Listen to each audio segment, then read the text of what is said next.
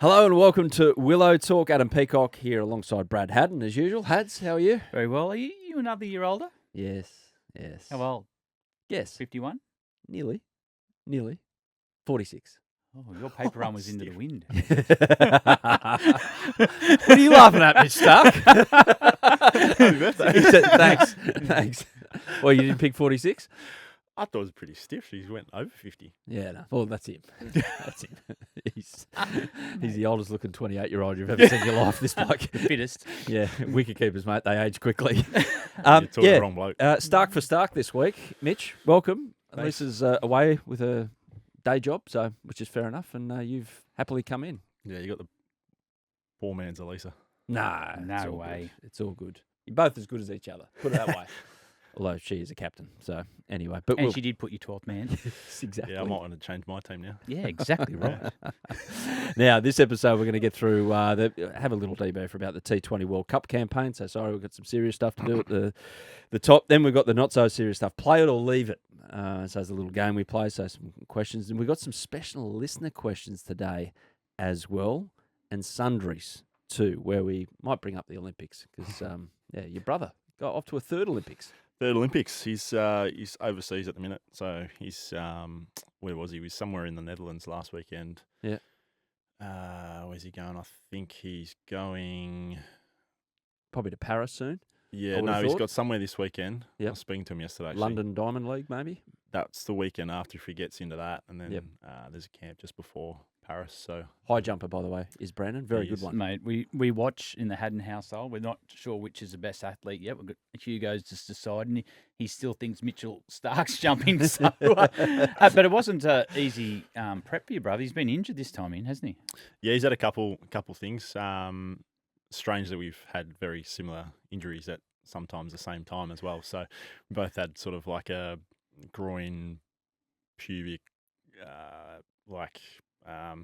sports hernia sort of thing going on. So saw the specialist at the same time and all sort of thing. So no, he's going okay. He's come back from that and had a few jumps. He was, where was he? Japan and somewhere else for a few weeks. Then home for some more prep and now he's heading overseas. So he's in Europe now. What would be your Olympic discipline, Hads? And keep in mind, sledging or gamesmanship's not in the Olympics. Well, it definitely wouldn't be basketball because that's not a place for short, fat wicket keepers. Wouldn't be the 1500 because my swimming stroke, I've got a really good swimming stroke for 15 metres. And it looks like I'm dragging a As tyre. everyone does. Maybe the 200 Yeah, 200 what? Running or Running. Swimming? running, Okay, yeah. I've always Breakdancing? enjoyed you running. breakdancing. That's a new one. breakdancing. That's new. Nah. Yeah. Oh, it depends. Were you boxing maybe? You always been on the yeah. gloves. Oh, yeah, but I didn't like getting hit. Just getting tight. Yeah, getting tight. But what about get someone bigger? Breakdancing, I could be, but they don't allow alcohol in the Olympic Village, so that would ruin my breakdancing. Just loosen you up a bit. I reckon you'd be a good volleyballer, actually, or beach volleyballer. Those this- long limbs. Javelin. Possible Coordination to there get though. Nah, Yeah. Josh is a javelin thrower. Yeah, he had the record at the Yeah. school carnival. Yeah, I reckon some of his records still stand, I reckon. Yeah, that's because he's a man-child.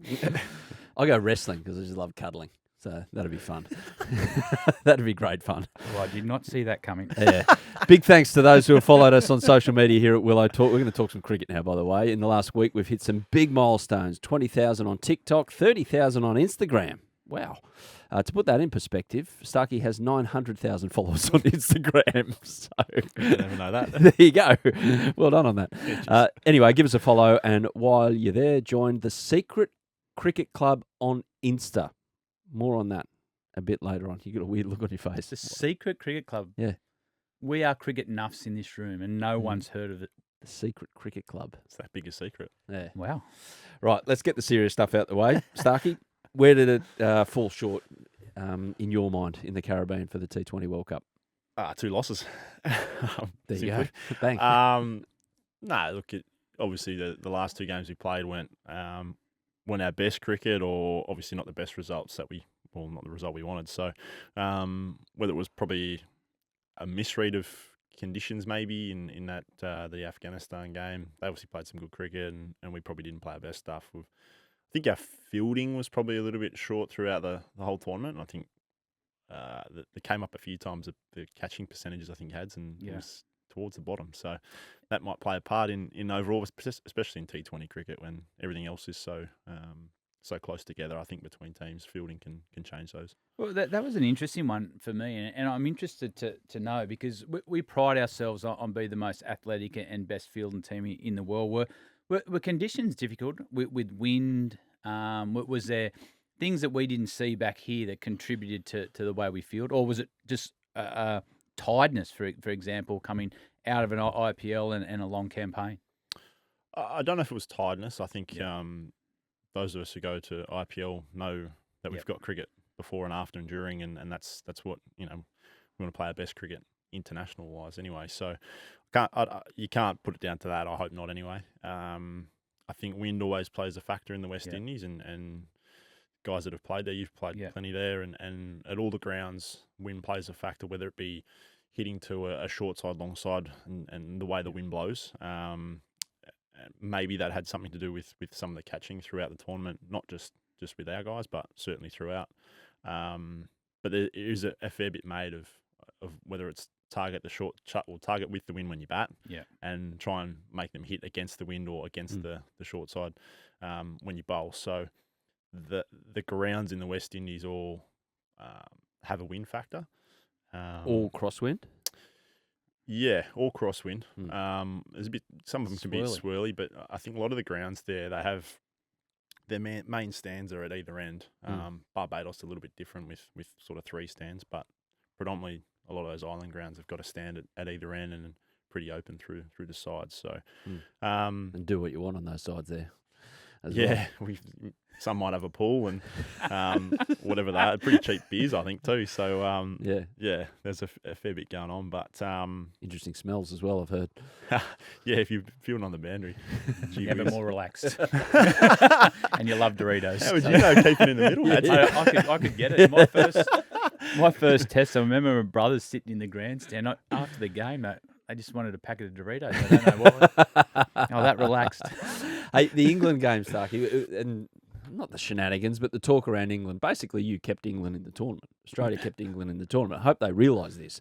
I mean, things have changed in the last week or so. Joe Root's come out and said that maybe Johnny should have stayed in his crease, and we've helped England out. I think it's bringing the two nations together. It's outstanding. But was there any real talk of what was going on? Did you have a giggle at what Josh Hazlewood, with his straight face, said in that press conference about England and their predicament? Just go back a moment there. Do you reckon that with all that's brought the two countries together, that Tim Payne and Ben Stokes just destroyed it all in a moment after some of those comments? Gotta love Payne. It's a good point, actually. Sorry, forgot about Payne. It's been funny sitting back and watching all that unfold. Yeah. Fox Sports News in the morning, and you're like, well, there's something else said. How is the relationship? Because you've got great mates. You played at Yorkshire. You get on well with Joe Root. You played with Johnny Bairstow. How is it? Is it just media talk, or is there a bit of friction? I don't think there is friction. Yeah. I think that's the nature of world cricket nowadays. Is whether all the guys come off of an IPL where I played with Salty there and caught up with him or chat to him still. Yeah. And then, like you say, I've played a lot of cricket against Joe and Johnny, and obviously played a lot against them for England. I don't think that.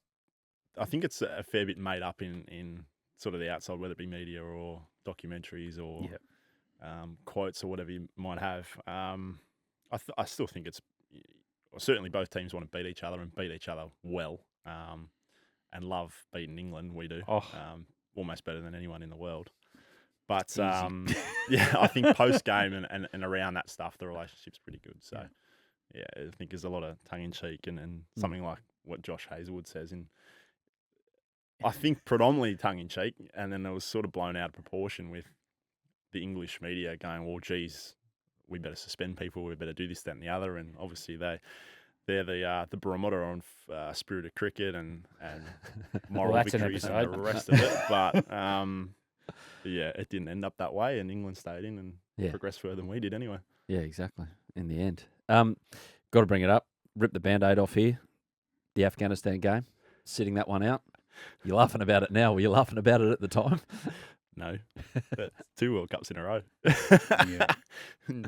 We've had our say here, and Hads broke it down pretty succinctly, and I chimed in off the top turnbuckle as well on occasion. Still couldn't work it out. But in all seriousness, you were in the middle of it all. How was it relayed to you, and how do you feel about it now? Just the matchup they saw. They saw the previous games on that ground in St Vincent's being spin playing a big part, and obviously Ash and the left armour enticing them to make a change. So, yeah, is what it is. I think Ash bowled pretty well in the power play. Yeah, again, they probably played the spin quite well, and batting first probably assessed the conditions a little bit better than we did, and then we had a couple of little stumbles that in the end cost us a game. I think that just set us back, and yeah, ultimately they played the better cricket. Probably a fielding that cost us again that game, I think. So, yeah, it is what it is, and that meant we had to win against India, and fell short there as well. Is it easy to skip on to the next thing, Hads? You've been in that situation where you've been left out of a team that you reckon you should have been playing in? Oh, I can understand. As we spoke about in the time, I can understand the matchups. I don't have a problem with the matchups, and it's hard for Starkey to comment. But I thought played the spinner, but the matchup to not play was out of Josh and Camo. I thought the matchup with Starkey with their top order, you get it right. So. But it's always easy to talk about those things in hindsight. You can go through the game and say, oh, well, that didn't lose the game. We could have got more runs here. We could have taken those catches. But Afghanistan are a really interesting team to play now because we've spoken about they had 9 players in the IPL. And if they get a little sniff, things go their way, they get enough runs, all of a sudden their spinners come into the game, they start to field better. They get a bit boisterous and emotional as well. So they're a tough team to play in that form of the game now. They're a good team. Yeah.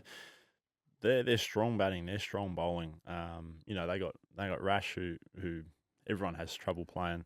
Got some good quicks now who've got great skills to swing it both ways. Like you say, in the T20 format, they play a lot of that format, whether it be IPL for Afghanistan in the different leagues. And then you had a couple of batters at the top. Gurbaz was, I think, one of the leading run scorers in the tournament. So they're a hard team to play, and they played some really good cricket. What's he like? Sorry. I was just about to say, he's a words per minute. He's up there as leading strike rate. I played with him at KKR. Yeah. And obviously he was sort of behind Salty till Salty had to go back to England, and Gurbaz played the last sort of 3 games in the finals as well. He's very social in terms of likes to chat around the boys. He's good fun. He could He's piss good you off quality. if you're playing against him, couldn't he? I could see it. Yeah. But he was great to play with. Yeah, 100%. He's good fun. He's a lovely character. Yeah. He just wants to compete with bat and with gloves, and he's a bit like every other keeper in the world. Loves to have a chat, doesn't he? Yeah. Yeah, exactly. Mate. So he'll end up with his own podcast one day for sure. For sure, it's certain. The India game. We've all talked about the schedule and how it just was put on for Indian television, basically. Like, we can laugh about it, but that's the fact that's of what the it was matter. on for. That's what's the fact of the matter. So, anyway, they didn't win it because of the schedule, India. They won it because they played some damn good cricket. Yeah. They had to back that up, and they did. But in terms of your tight turnaround, having to jump around islands and everything like that, is that a factor over there, or is it something that we just make up as an excuse as Australians and say, oh, well, that was the reason? It's not the reason, but it didn't help. No, it was a pretty hectic schedule for everyone in the Super 8s. I think that was probably maybe a misread. The fact that the front half of the tournament was probably more spread out, and then you hit the Super 8s and everyone was... Travel around the West Indies is not the easiest thing to do. Certainly not to travel home from. But how long did it take? 52 hours. Oh, pretty close actually. Joshy weighed in. I put the stopwatch on. I think it was door to door. It was about 48 hours. Awesome. But no, for us, we played 3 different games in 3 different islands, which means a flight. Propellers on the planes? No, but I think one of the engines went off at one point. Timmy David was sitting next to one, and we sure it went off.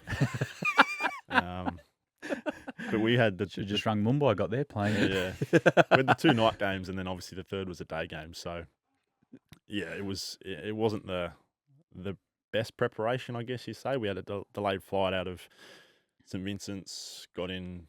It's a 90-minute drive from the airport to the hotel in St Lucia, and I think our bags got in late that night, and we had at 10 o'clock or 10:30 a.m. a 10 o'clock toss. So Wow. it was a quick turnaround. But that's, yeah. So I think the back end could have been spread out a little bit for everyone because everyone is in the same boat in terms of play, travel, play. Yeah. Not everyone. Slightly different timings, but India had they had a really good break leading into the game there. Freshened up. They knew exactly where they were playing. Yeah. They had all day games. Rohit Sharma, what was he like to bowl to? I've played it a lot against him. Yeah. The current form, the captain, the guy who's led India to this. He had a good tournament, especially the back end. Yeah. I think that he targeted that wind in St. Lucia as well.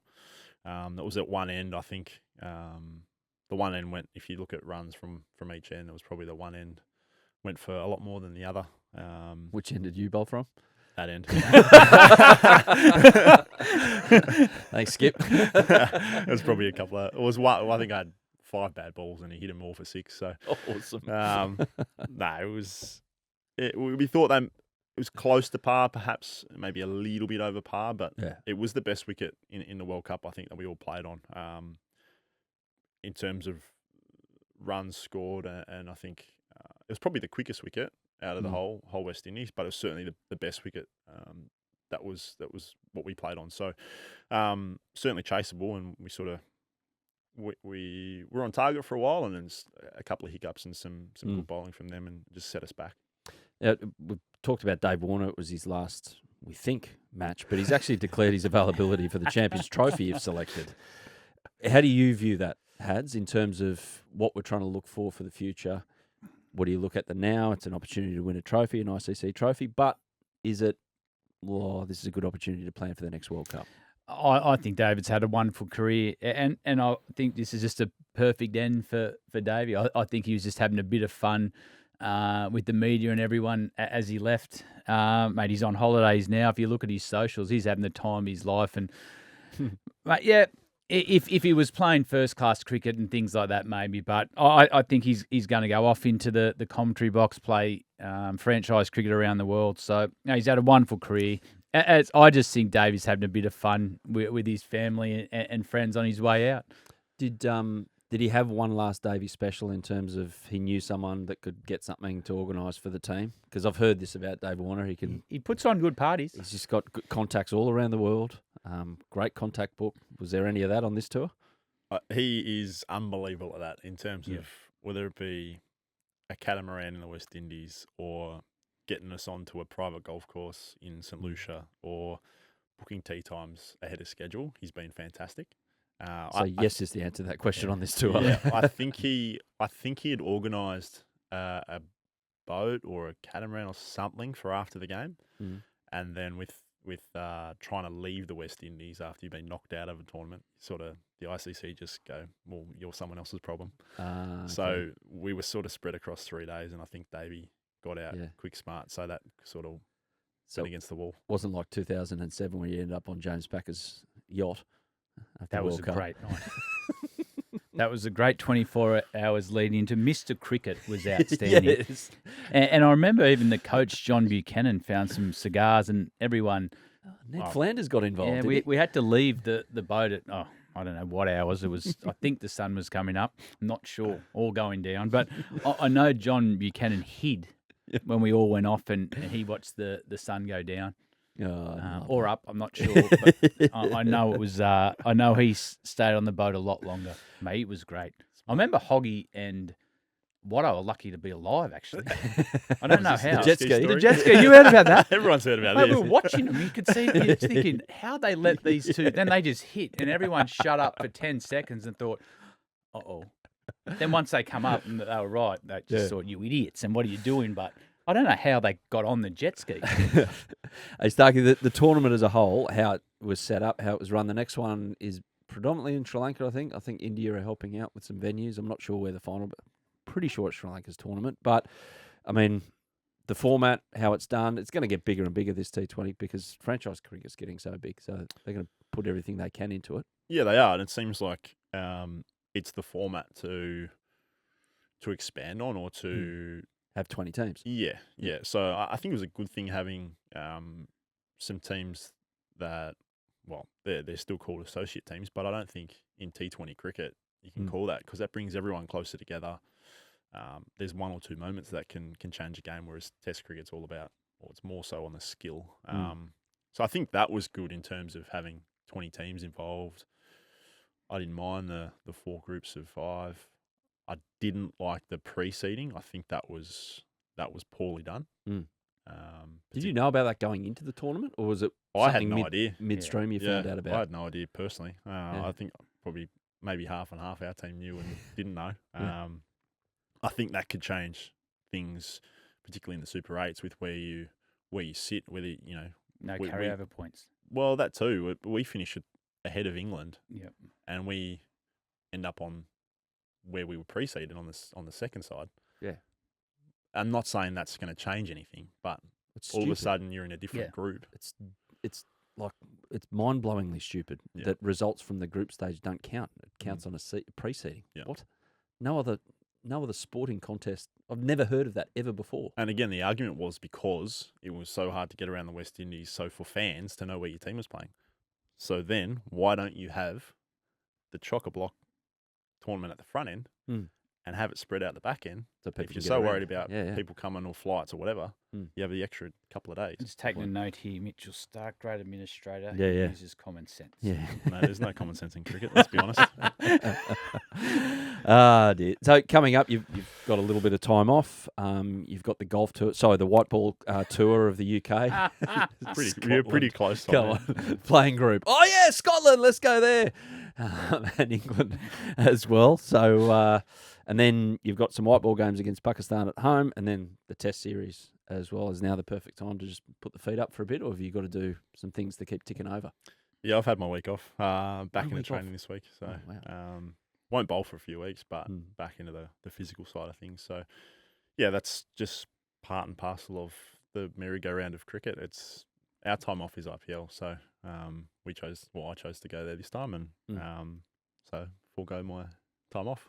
But there's a lot coming up, for men and women, which is good for cricket. And it is a lot coming up, and you look at these tours now, and every game's important for Australia. But you think about it, having to take a common sense approach now. You've got a massive series against India, 5 Test matches. Yes, you need your 3 fast bowlers playing together, especially in this Test series. But is it a good opportunity now to blood some younger players in those tournaments without you there, without Hazelwood there, without Cummo, and see how they react when the big 3 fast bowlers, they're not going to be there forever. Not this Scotland trip. I know it's a great golf trick, and he's looking at me, but from a performance point of view, I like seeing these guys go away on a tour when they don't have the big 3 fast bowlers there and say, okay, let's see how they respond, because under pressure you go, here's Starkey, here Cummo, bowl the overs. Well, let's give it to Ellis. Let's give it to Sean Abbott and see how they respond when they get under pressure. Yeah, I don't mind that. Yeah. I will add to that. If you go back to the COVID series we had in Bangladesh and the West Indies, where we didn't have maybe 5 or 6 of our top end batters, and you threw all these young guys into the deep end in conditions that were so foreign on their first Australian tours, and they didn't have Smith, they didn't have Warner to either watch them at training or have one of them out there in the middle or something like that. So sure, you can, if it's the UK tour where we've got 3 games in Scotland, pretty much 3 games in 4 days, and then you have 8 white ball games in England in the space of 2 weeks. Yeah. So why don't you have an extended squad? I'm not picking a team here, by the way, so Bales can do whatever he wants. But whether it's you choose to rest guys or pick a different combination of bowlers, but you still have a senior guy or an experienced guy that is either leading that attack, or the young guys can see us at training or talk to us at training or work side by side, rather than just go, here's a tour. In the deep end. Yep. You got to work it out for yourselves. Have more of a collective view and go, right, you've got 6 fast bowlers or whatever it may be, and that exchanging of information or experiences are going to help everyone. Yeah. Yeah, it's not like Cricket Australia can't afford it with the coming. I read the other day that they've sold out all the super boxes at all the games because just loaded Indian cricket lovers are going to come in and just, so I think they're going to do okay out of it in the grand scheme of things, Cricket Australia. So I don't think it's a budgetary issue, what you're talking about there, to extend the squad. It makes sense, doesn't it, Hads? Well, the one, there's, as you said, there's 2 ways to look. You throw your new players in the deep end, but the other way is you you scatter your senior players around. The best coaches on tour are these guys. The younger guys look at the way they perform. They see their training habits, and what you hope then is they go back to state cricket and then change their habits there, lift their performance there, and lift that squad. And that's how the big cycle of Australian cricket's works. So, yeah, that's a great idea. And that sounds like, to me, Starkey's going, you know what, I think I'll be really good in Scotland for those 3 one-days. On the old course or on or at the Grange Cricket Ground? I don't know. Who is the number 1 golf seed at the moment? You, Maxi? Maxi's the lowest marker. Yeah. I think he's off 1 and a bit. But now he's walking. He can't get the golf carts, so he has to walk around the golf course. So that Hoff? might bring him back. Hoff and I are pretty similar. We're both around 7 or 8. I actually did see the other day that Andrew McDonald's down to 3. So he'll hate me saying this publicly, but he's down to 3. He's playing some good golf. Okay. Just on back to cricket with the India series, when do you start to personally plan, i.e., think about that series in greater detail than, oh, yeah, I'm looking forward to that? Is it a month before? Yeah, exactly. Like, just from it, like, because we're all already anticipating it, and I'm already scratching my head going, geez, I hope this version of Jasper Bumrah doesn't come down to here because he's going to be an issue for us. But in all seriousness, from a player's point of view. Not this week. Probably not. Yeah, no, it's about my golf swing. No, look, we obviously got the UK tour, which I think is roughly around 3 weeks. Then there's a couple of weeks at home before we get into that Pakistan white ball series. So then that's the next step. Probably about that stage, you're starting to, as bowlers, you're starting to think about your workload, or you're getting told about your workload numbers and what you need to be close to. So that's probably when it starts to. Do you have a quota of balls that you're allowed to deliver in the month before?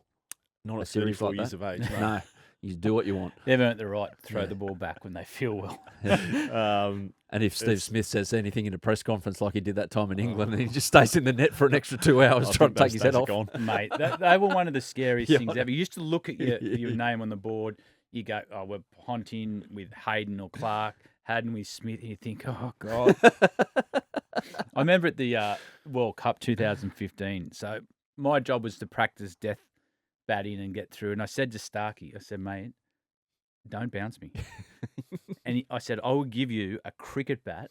And the batters had a lot better bats than the bowlers. I said, do not bounce me. I'm working on something. I can't pick you up. You're too fast. I'm retiring at the end of this. He goes, done. Had the bat sit in his locker the next day. Didn't bounce me in the nets. I used that bat for ages. It's like the best bat I had.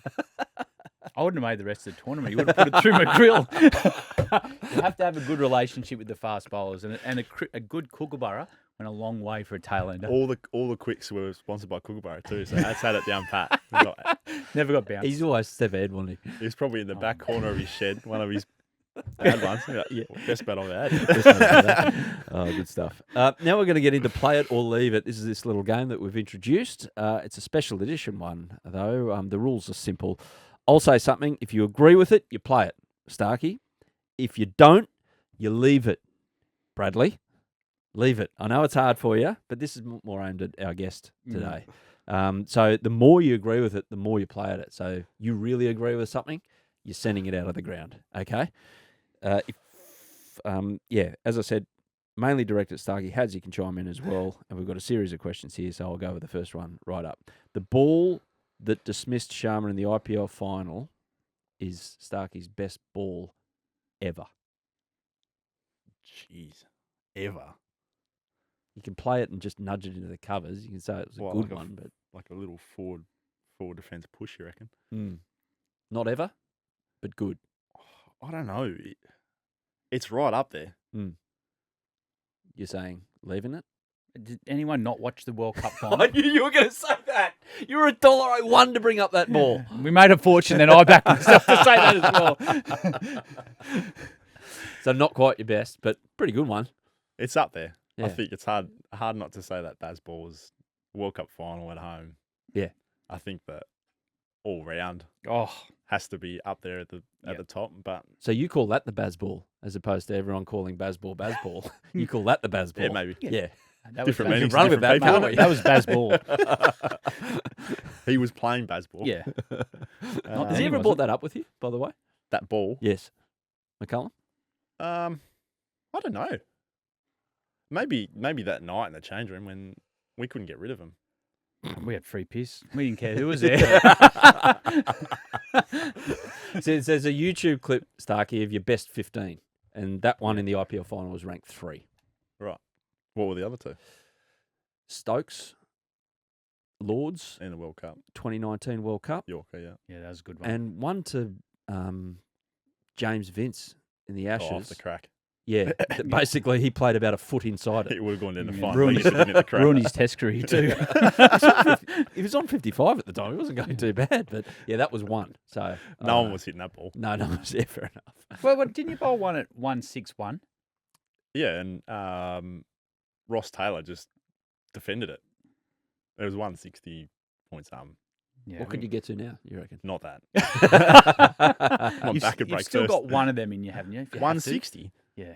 Could you get close? I could get the 150s, but not 160. Nah. It's going to hurt a lot. I snapped my foot that game. It was worth it. You got 1.6. Okay, back to play it or leave it. That was Starkey's last T20 World Cup. It's only 2 years away, isn't it? I don't know. Sit on the fence on that one. Okay, fair enough. Dead ball. Well, Signalled. I haven't made any decisions yet. Yeah, fair enough. No way. No way? Get down to the park. Yeah? Another couple. Couple. Yeah.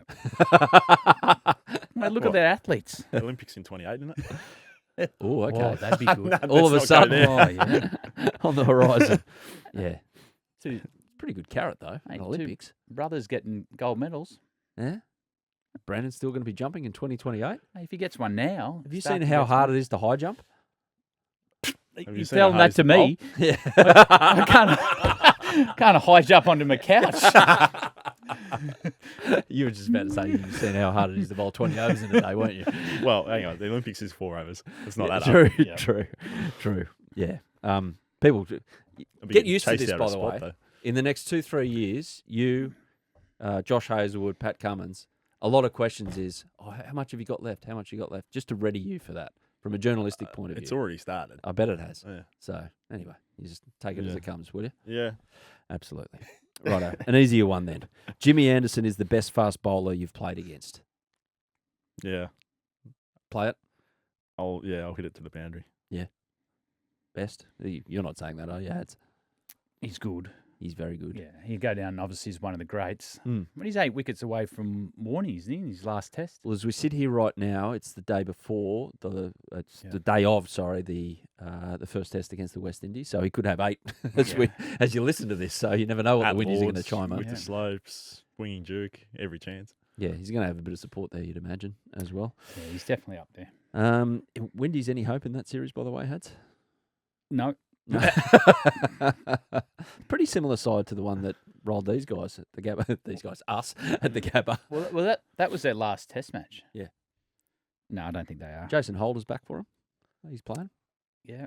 Shamar might like the slope at Lords. Yeah, he's got to get used to it though, doesn't he? It's a different beast bowling at Lords with the slope and they're It's improved. not too dissimilar. They play with a Duke in the West Indies. That's a different sort of Duke, Yeah. but it's still a Duke. No, I don't think they are. I saw what Jason Holder said, actually, by the way, because they troubled England a few years ago there in the COVID series. Yeah.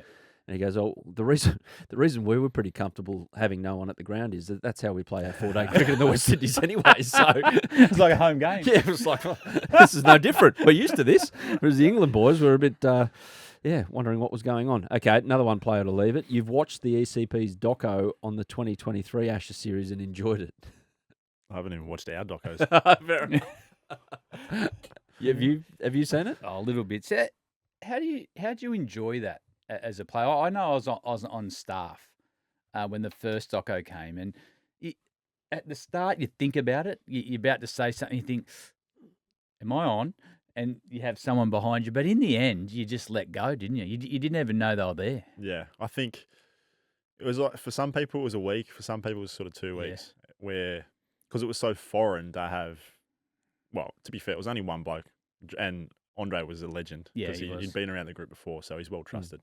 This is But the all- cameraman doc. Yeah, who- but all of a sudden there's a bloke in the change rooms with he's got camera over each shoulder. He's got GoPros set up and microphones everywhere, and everyone's like you say, everyone's a bit gun shy. But then it sort of became second nature because it was there every day, and You got the right of refusal, don't you? well, I think it was like maybe three or four blokes got to see the footage and yes or no, but I think individually it was sort of I mean, but you used to whatever now. was They've there, done 3 series now. yeah, I haven't seen anything. Yeah. I think it was one day on tour in England. He showed a couple of us like some raw footage, and it was pretty funny. But that's about all I've seen of it. So, no, it was interesting to be part of. But like you say, by the time 2 weeks is up, it's just like, oh yeah, he's docks around, or you don't even notice that there's cameras set up in corners and microphones everywhere and whatever. But you do notice, I'll tell you one thing, you do notice when someone's wearing a mic and they change a little bit. They put it on, they put it on for the camera, or all of a sudden they talk a bit more, or they try and be a bit more proper, or try and be funny. Yeah. Yeah. I didn't do that. No. I just let go. But I tell you what, it is good. It is, and I don't know if the players see it, but from the outside, like a lot of my mates who are around 45, 50, they all watch it and love it. Yeah. Like they talk about when's this coming out, because the one He's talking thing, about me. I think you mean, mate. I'm around 40, 50. 51, but they don't get to see what happens in the change room, and they love that raw emotion of sport. That they love. Oh, how's he going to react when Steve Smith got hit? What's it like? So to get in there, it's great for kids, and it's great to bring in new fans into the game because they absolutely love the raw emotion. The only thing I'd say about it, because I know the guys who make this one, and they're great. And the last series, well, I went straight to episode 2. That's the Lord's one, and then worked back from there. Worked around, but you went straight to the Lord's one.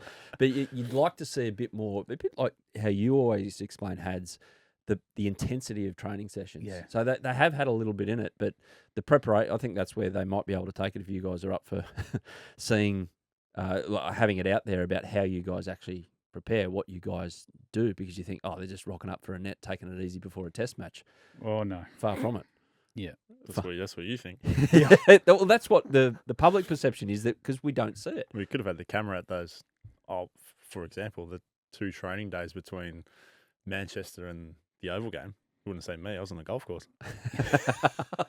I wasn't allowed to train. I had that shoulder injury, but I could play golf. So You could play golf. Josh and I that's went the and played best golf for 2 injury days. ever. That's remarkable.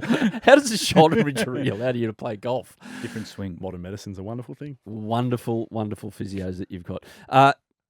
2 more on Play It or Leave It before we have a little bit of a spell. There should be designated windows for Test cricket and franchise cricket. Yay or nay? Play it or leave it? Agree. Yep, play it. Playing it. Playing it hard? Playing it real hard. Okay. Maybe not as hard as Hads, but I think Test cricket needs to be protected somewhat. Because there's that report through, I think it was Dan Braddock, who had some info out of a meeting at the MCC that we're going to end up with 6 Test nations, not 9, because teams like all the contract negotiations, and back to Jason Holder, who was saying in the Times that they lose money by playing that series because the host nation keeps all the money. I think some of these smaller nations are saying, oh, maybe give us a little cut of when we come out here and put on a series for you, because the only way we can make money is having India or England at home, and that doesn't happen too often. Yeah, and I think with the amount of franchise cricket tournaments going on at the minute. Well, you're saying no more than yes, aren't you, to franchise cricket? Right now? Yeah. Well, yeah, I think... Well, you could have gone to America now and played. What? There's an opportunity to do it anything. There's Yeah. Aussie guys playing the MLC, and then there's 100 after it. What else you got? You got ILT20 and the Big Bash going on during the Australian summer. Mm-hmm. You got, obviously, the IPL has got its own window. Caribbean, Bangladesh, Abu Dhabi, T10. Sri Lankan leagues on at the Sri minute. Lankan League. Bang, bang, bang. So there's Canada one at League? every time of the... Well, there you go. So there's something... It was probably T10 leagues or something as well. Zimbabwe and, one. Yeah. And Legends. yeah, there's Legends leagues at the minute too. So it's like the bloody Champions Tour. You can go and play a tour when you're ever on the golf tour. Yeah. But I think you don't want to see something where, for example, South Africa send not their strongest team because Yeah. they have to stay at home and play their domestic competition. Hmm.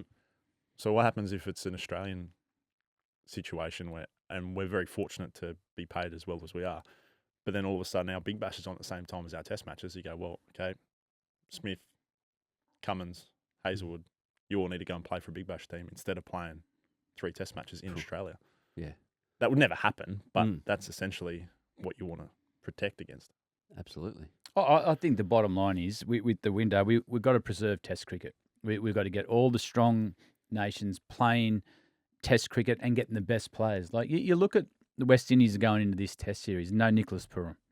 He's overplaying in the States, which is great for his back pocket, but he's a talented kid. I want to see him play Test cricket. I want to open that window, yes, and I haven't got the answer on how you do it. Do you have a 3-month window a year where you just play Test cricket? You got all the money in the pool where everyone gets paid the same. I haven't got the answer, but what I do want to see, I want to see guys like Nicholas Purum and guys like that, the Ryan playing Test cricket.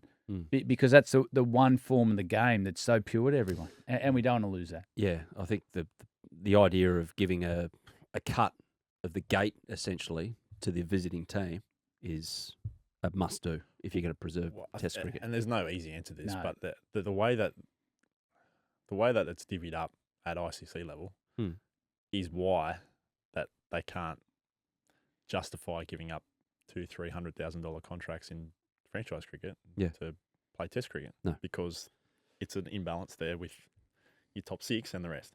Exactly. Last one. Is it okay to wear singlets in the change room during a game? Who put this on the list? Not me. No, it's probably who was sitting in this seat. The captain. Play it or leave it. Is it okay? I think it's more than fine. Okay, 6 over the rope. Yeah. Playing it. Apparently it isn't because I got sprayed for it.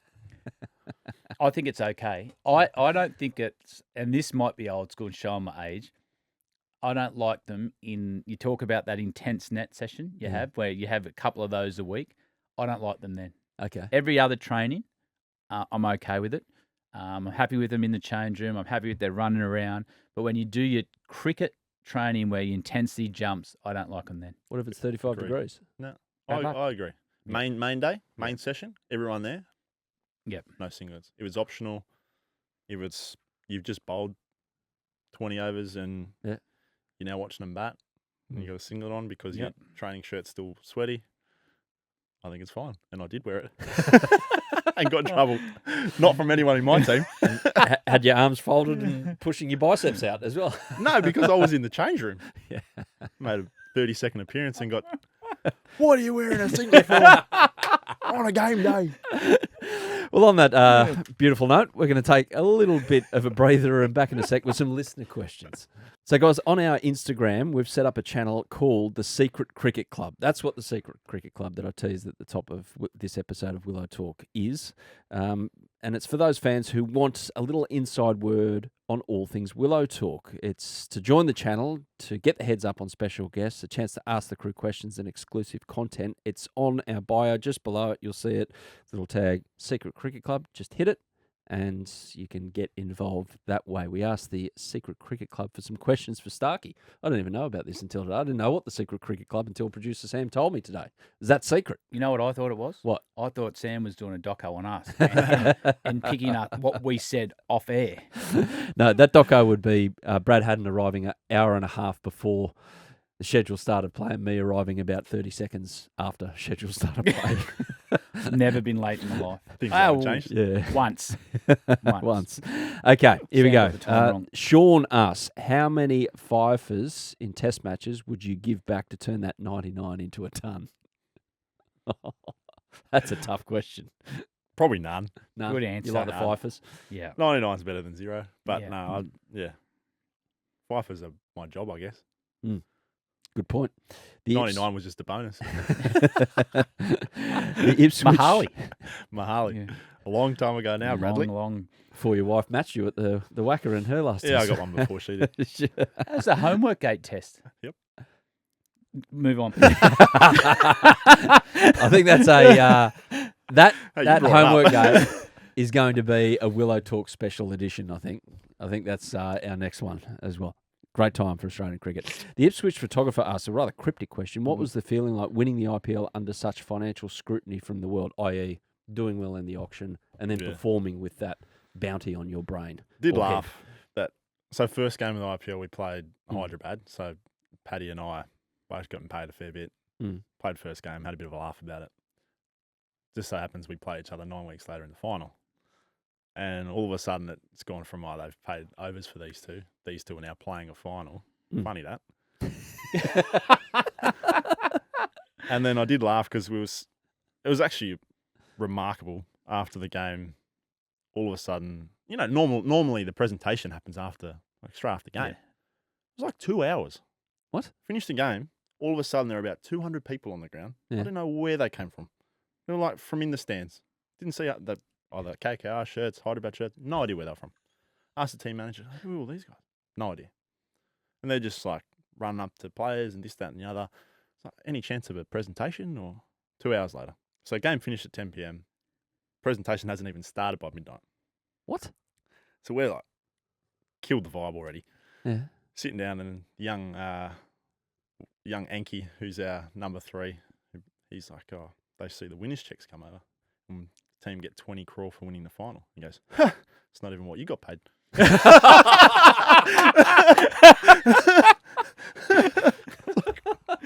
a 19-year-old. I still can't get my head around. Did you find out who those people on the ground were for the 2 hour delay? Were they competition winners or something like No that? idea. They could go out and do what they idea. want? I don't know if it was just the extended party of each team or whatnot. Different vibe over there in India, isn't it? It's they do things their way. Yeah. The Indian way. Fair enough. Amazing. Matthew asks, can we have a bowl together next time you're here in Auckland? That's to Starkey, not you. me. They won't let me in. Well, when are we going to Auckland next? Next time I'm in Auckland, I'm probably playing Tar 80 or Tiara Links, I reckon. Maybe. How would you say this? Civ? I don't know. Civ. Favourite memory of watching your wife play cricket? I'd have to say the World Cup in Australia, the T20 World Cup they won at the MCG. 2020? 2020. Because I haven't really watched a lot of cricket at Melbourne. I've seen her play there a few times. Big Bash final and a couple of Aussie games. But that was like 87,000 people. I could actually just sit back and have a few drinks and watch her go about her business. And it was a proper spectacle. It was put on really well. Yeah. The crowd was huge. It was loud. She smacked them around and they beat India in a final. So I reckon that one was pretty cool. Yeah, hard to top. What about the big 100 in New Zealand? You were there to watch that? I was there to watch that. Yeah, well, actually, I'll give you 3. Seeing them get a bag of green at Bankstown in a test match against England. And then, the 170 against England. So she's had two big ones against India at home in a final and then smacked England everywhere at, is it Hagley? It's Hagley, isn't it? Yeah, World Cup. Yeah, in the World Cup final. Keaton asks, 4 or 5 years ago, you altered your bowling action. Can you explain that? Yeah, I can. But you don't want to. How long you got? Give us the family. I've been asked about this a million times. I'll just give the 30-second answer. Right, it was straight after the 19 Ashes, and I wasn't being picked because they were going for a sort of like an economy rate mindset, which is fine.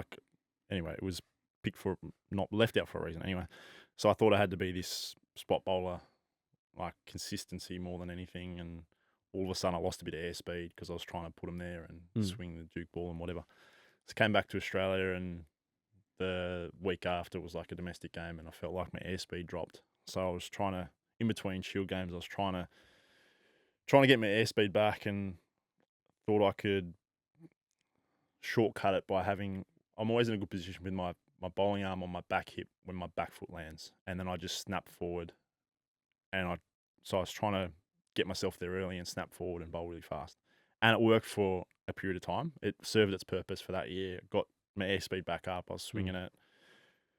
Did my job for the summer.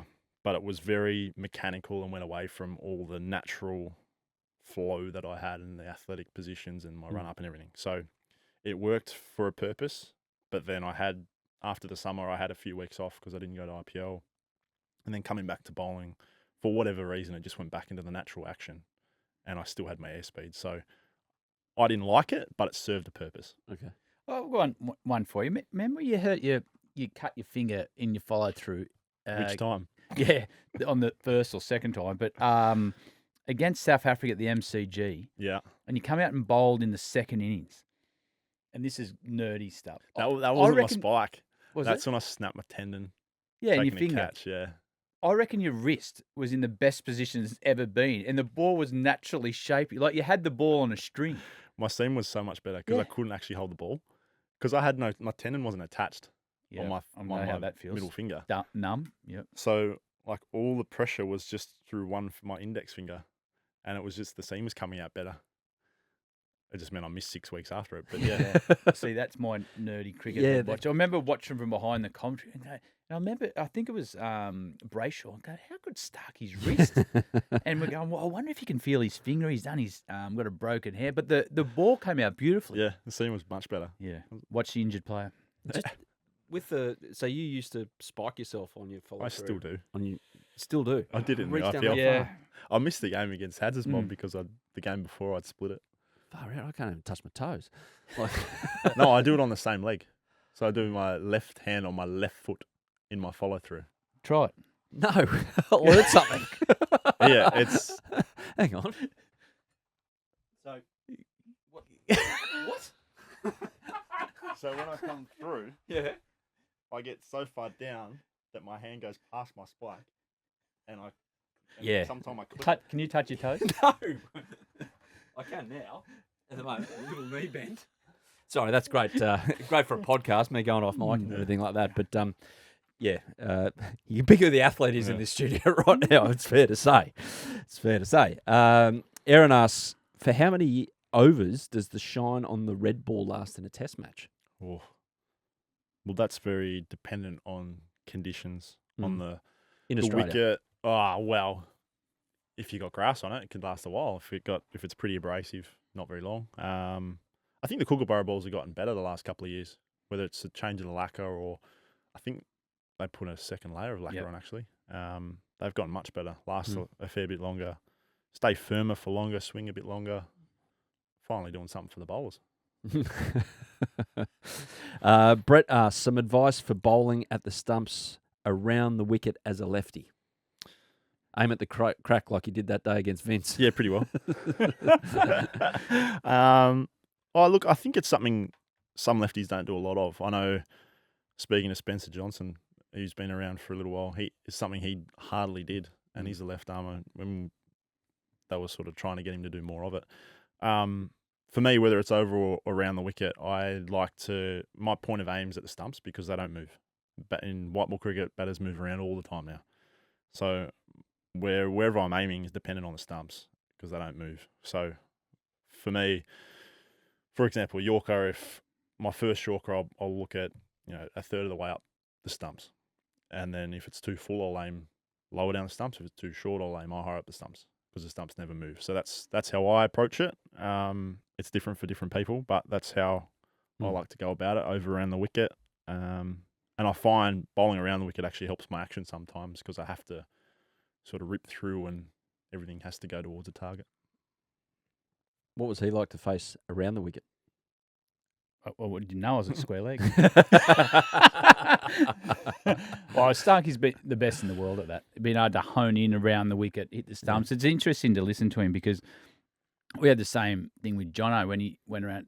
It helped his action. Sometimes he used to put the ball there, but when he went around, he came right through his action, and all of a sudden he's a different bowler. So that's just a technical. Because I could imagine that the sight line for the batter as well is not just a little bit different. Yeah. It's a lot a bit different. And sometimes you'd be missing the sight screen because you're going out there. Yeah, and I reckon Jono would be worse than me because he's a little bit slingier than I am and a little bit lower, whereas I come really wide of around the wicket, whereas my back foot is just inside the line and then my front foot's right on the corner. So, and then everything sort of comes around, and at training when sometimes you don't have side screens wide enough, the batters don't like it because you're coming outside the line. Yeah. So I keep at it. It's all good. Fair enough. Joel asks, Mitch, just wondering what you look at before you release the ball. Well, there's some of it. I'll go back to the last answer.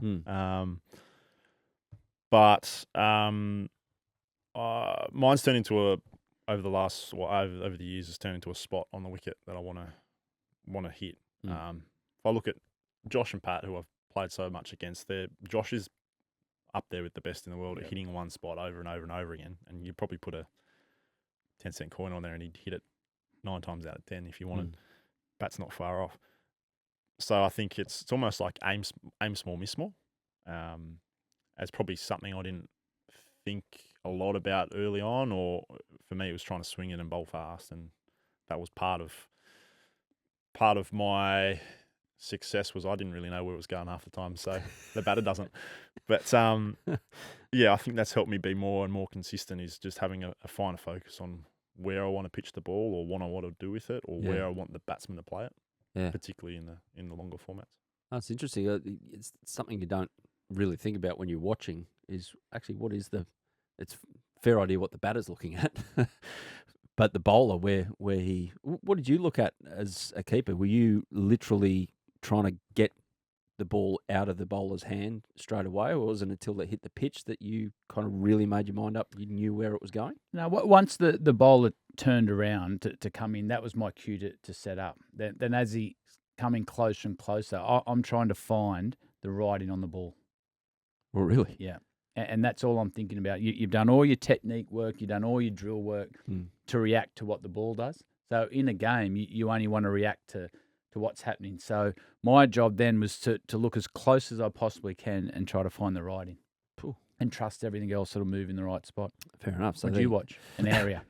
I just watch the television. That's an interesting thing when you're coaching young kids and they say, watch the ball. Yeah. Then you say to them, am I holding across seam or down the seam? They said, across. You go, no, down the seam. When you're not in form, the biggest, Justin Leggett told me this years and years ago, and Punter speaks about the same, is when you break it down, you fix your technique, you go, oh, my elbow, here's me. But what you end up doing when you're not in form is watching an area. And then you've had the 5 weeks you're going no good, and they've tried to change anything. You say, bugger this. I'm just going to watch the ball closer. And all of a sudden, then your reactions start to come. It's about watching it as close as you possibly can. And we did testing years ago. Were those classes or whatever? Oh, no, that helmet was or something. That was with Mickey Arthur. That was a different one. They had someone was a camera in a Punter on the helmet did it. or on the shades or something. And he out of all of us watched the ball the closest. And who was the best player? Ponting. Ponting. You have some fun with that too, because like Marnus is the same at training. He doesn't shut up. When he's batting, you're trying to bowl him, and you bowl a wobble seamer. He goes, oh, that's a wobble seamer. Or that's an outswinger. Or whatever. Josh started having some fun with him. Josh should bowl this angled seam in. He goes, oh, that was seam in. He goes, nah, wobble seam. And Marnus like, what's going on? And just because he would not stop talking, Josh would go, nah, I'm going to tell him exact opposite. That's when Marnus had his bad patch. They got in his head at training. Oh dear, yeah, it's an intriguing concept watching the ball. Like another sport, football. You watch the guy Ivan Toney take a penalty for England. He actually, I did see this the other day. I'm just wondering if a bowler ever does that. He actually, instead of looking at the spot, if he's trying to intimidate, look at the batter. Look straight at him as you're coming into the crease. Because Ivan Toney, he goes up. I don't know if you've seen it, Hads. He watches the keeper. He doesn't even look at the ball, and he runs up and takes the penalty. Now, it can be done. He put one in the other day, didn't he? Yeah. He never misses. It's an incredible... As you sit here right now, you might be listening to it after England lost in penalties in the semi-final to the Netherlands after Ivan missed the goal altogether. But the point is, do you ever do that as a bowler? Have you ever looked at a batter's eyes as you're just about to release, just to, get into him? That's when a beamer comes. Too old and worried for that. I wonder if Brett Lee ever did that too. Well, he bowled a couple. Didn't Dizzy run in with a seagull one day? Yeah. I will say though, going back to I find a lot of younger kids or even younger older blokes, they at times you can run in watching the crease if you're worried about your feet. Yeah. Okay. So you're not actually focused on where you want to put the ball. Yeah. So I think then you're running in thinking about the crease, but then you got minute second to think about where you want to put the ball or where you're aiming or where you're looking.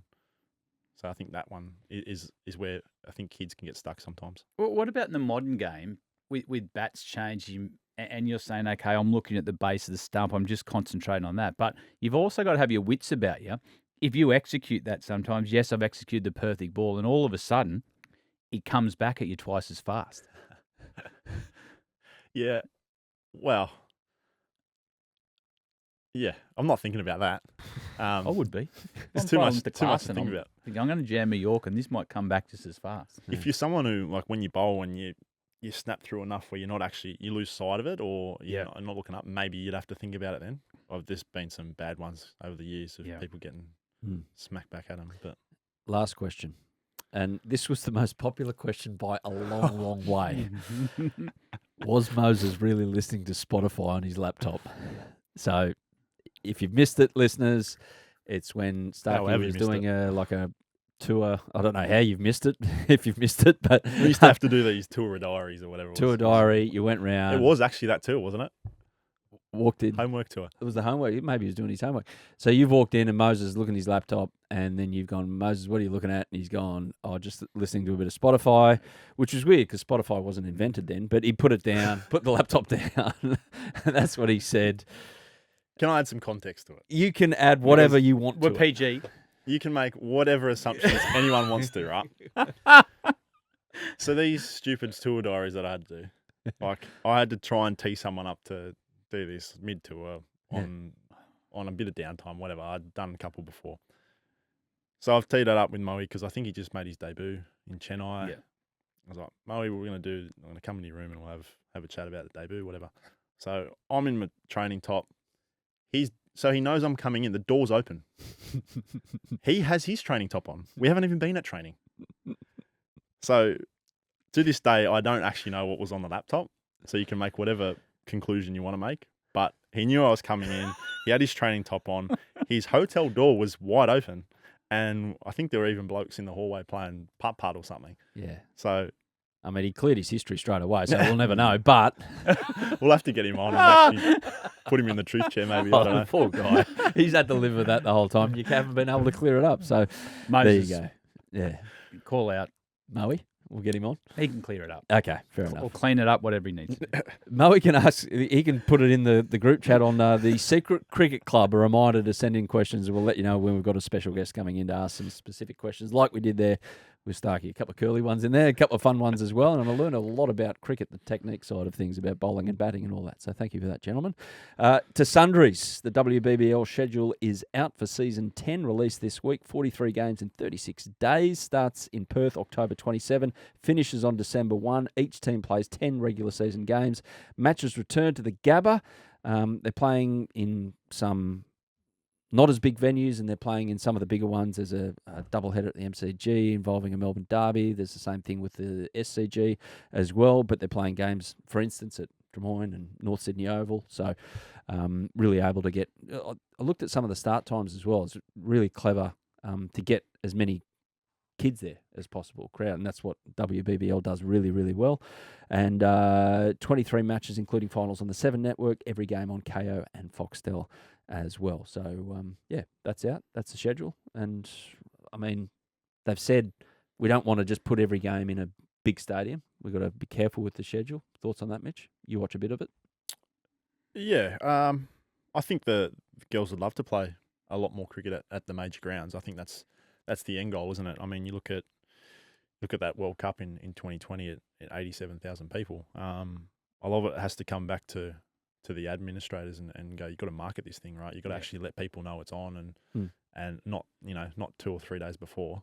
So yeah, add a little bit of common sense and I mean the cricket's gone strength to strength over 10 seasons.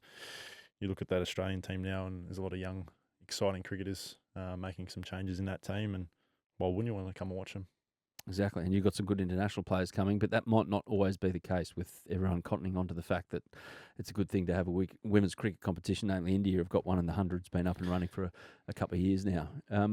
Aussie cricketer could be a Major League Baseball number 1 draft pick. So Travis Bazana is a 22-year-old who started his career as a wicketkeeper opening batter for Turramurra High School before turning his attention to baseball. And it looks like for Trav, it's turned out to be the right call. He's going really well in the States. He could be the number 1 draft pick in next week's Major League Baseball draft, which is incredible.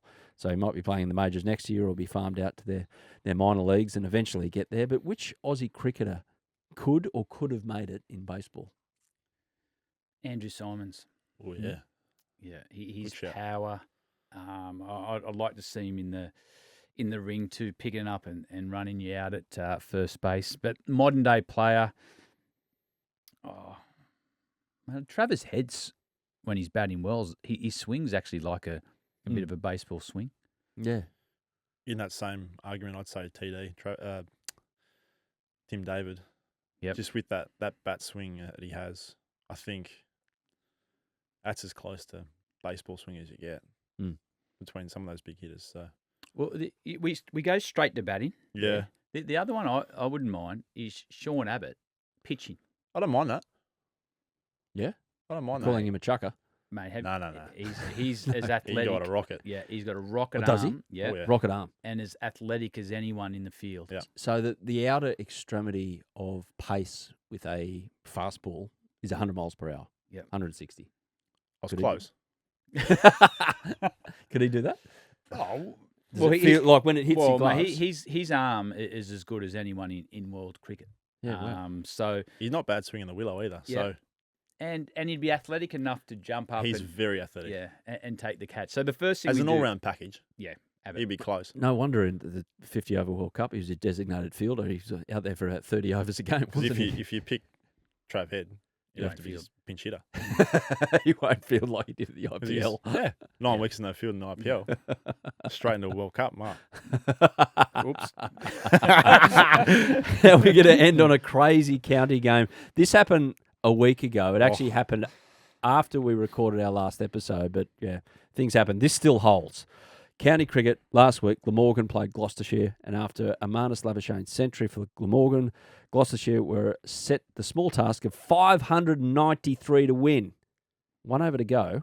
They were 9 for 591. Came down to 1 run off the last ball. Number 11, James McElroy swung hard at Ajit Singh Dale's delivery, got a thick edge, was brilliantly caught one-handed by James Bracey, not the host of Channel 9. He's not multitasked. He's the keeper over there, James Bracey, who had taken his glove off in case he had to throw down the stumps. As you'd imagine, James goes nuts. Everyone goes nuts. Match ends in a tie. That was the interesting thing to me. What? Is it was a tie. They were all running around like some big event happened. Yeah, There's well, no result. Yes, Hey, we're talking about English cricket here. still Moral victory. Yeah. a tie with 593 to win. Mm. That is extraordinary. I can safely say I don't reckon I'm ever going to see that again in my lifetime. Never say never, but Never say never. Mate, you ever look- played in a tie? I have not from No? the top of my head, no. would you run the deep third man if it was a tie and celebrate? No. No, I wouldn't either. Well, you look at the footy games, there's been a couple ties in the AFL this year. Yeah. And they don't know what to do. There's no No. team song on the speakers after. They just, like, they're pretty dejected. Yeah, well, in But the if world you're of an Brad English Haddin, cricketer, yeah. But if you're in the world of Brad Haddin, if you're not a winner, you're a loser. So, it was a hell of a grab, though. it Well, I tell you what, I was never a big fan of taking your glove off for the run out. I'd rather come 2 metres closer and get the ball and underarm it and back yourself to hit it with your glove. That was always my biggest fear. You take your glove off and all of a sudden they nick it and you pull your hand away. But natural reaction, he's trained his muscle memory, but it was Heck of a tight. grab. No result. Great game of cricket. Beers were warm. For Do you no reckon reason. Marnie did some laps too? Marnie got 100, didn't he? Well, I don't know. Yeah. Actually, no, Marnie would have been. No, No. Marnie was fielding, wasn't he? Yeah. Hmm. Yeah. I'll have to ask him if he was running laps with him too. He'll tell you because he likes talking, apparently. Yeah, I got stuck into him about that catch. Ooh. Which one? Oh, it was catch of the year, apparently. Yeah. So there was a few blades of grass in that one, mate. Oh, Starkey, you can definitely come back in. Exactly. Mitchell Starc, thank you for joining us this week. Thanks for having me. Appreciate it. Good Catch you fun. soon. And Bradley, thank you. Happy birthday. Thank Yeah. you. Cheers. Enjoy. Feel so young. Well done. Yeah, thanks for watching the Willow Talk podcast on YouTube. Don't forget to hit the subscribe button so you don't have to miss an episode wherever you are. And while you're at it, check out these videos up here. They're mostly good.